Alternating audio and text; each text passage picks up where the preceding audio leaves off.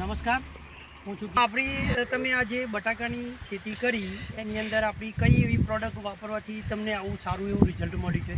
તો એક તો ભૂવસ્ત્ર, પછી ઓલિવ, ગ્રોમેજિક વાપરવાથી એટલે આખો કોમ્બો જ્યાં ત્યાં તમે આખો કોમ્બો જ વાપરો. બરાબર.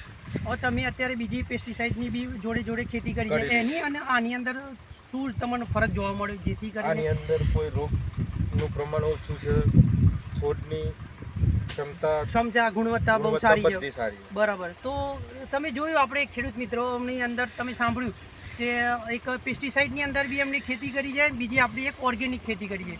તેની અંદર ફરક જોયો કે જેમની ગુણવત્તા, છોડની અંદર વિકાસ, બરાબર, આપણી આ પ્રોડક્ટ વાપરવાથી એમને સારું એવું રિઝલ્ટ મળ્યું છે.